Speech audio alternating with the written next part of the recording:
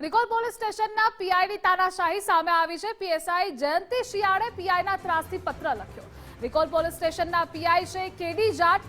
વરે આપઘાત કરવાનું મન થાય છે। પીએસઆઈએ ઉચ્ચ પોલીસ અધિકારીઓને ગૃહમાં પત્ર લખ્યો છે। પીઆઈના ત્રાસથી કંટાળી રાજીનામાનો આ પત્ર તેમના દ્વારા લખવામાં આવ્યો। પીઆઈ જાટ પરેશાન કરતા હોવાનો પત્રમાં ઉલ્લેખ પણ કરાયો છે। અને આજ મુદ્દે આપણી સાથે સંવાદદાતા પ્રદીપ જોડાઈ ગયા છે। પ્રદીપ, પીઆઈ જાટ પરેશાન કરતા હોવાનો એક પત્ર સામે આવ્યો છે, તાનાશાહી પીઆઈની સામે આવી છે, પત્રમાં ઉલ્લેખ શું?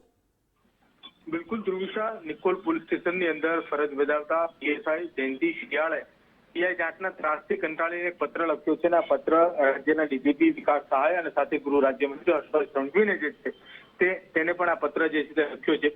સોશિયલ મીડિયામાં હાલ તો આ પત્ર જે છે તે ખૂબ જ વાયરલ થઈ રહ્યો છે। પીએસઆઈના ત્રાસથી કંટાળીને રાજીનામાનો આ પત્ર જે છે તેની અંદર ઘણી વસ્તુઓ જે છે તે લખવામાં આવી છે, જેમાં અવારનવાર અધિકારીઓની સામે ગાળો બોલીને અપમાનિત કરતા હોવાનો પણ પત્રની અંદર ઉલ્લેખ કર્યો છે।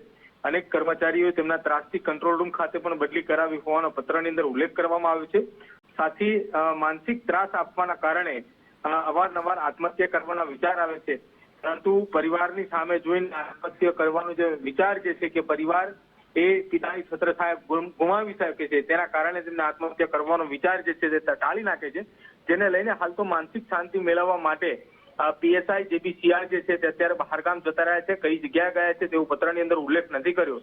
સાથે કેટલા સમયથી નિકોલ પોલીસ સ્ટેશન ખાતે ફરજ બજાવે છે, અત્યાર સુધીની અંદર કેટલા અધિકારીઓએ નિકોલ પોલીસ સ્ટેશન ખાતેથી અન્ય જગ્યા ઉપર બદલી લીધી છે, આ તમામ વસ્તુ આ પત્રની અંદર ઉલ્લેખવામાં આવી છે। હવે જોવાનું રહેશે કે આ પત્રને ધ્યાને રાખીને ઉચ્ચ અધિકારીઓ જે છે તે કયા પ્રકારના તપાસના આદેશ આપવામાં આવે છે તેને લઈને હાલ તો જોવાનું રહેશે। સાથે આ પત્રની અંદર અન્ય કેટલીક વાતો જે છે તે ઉમેરવામાં આવી છે કે તપાસ દરમિયાન અન્ય જિલ્લાઓની અંદર વારંવાર મોકલવામાં આવે, સાથે અન્ય રાજ્યની અંદર પણ વારંવાર મોકલવામાં આવે, આ પ્રકારની વાતો જે છે તે આ પત્રની અંદર ધ્રુવીતા આલેખવામાં આવી છે। હવે જોવાનું રહેશે કે ઉચ્ચ અધિકારીઓ કઈ દિશાની અંદર તપાસ કરે છે અને પીઆઈ જેડી જાટ સામે કયા પ્રકારના પગલા લે છે તે પણ એક જોવાનો વિષય રહેશે। જી પ્રદીપ, માહિતી બદલ આભાર આપનો।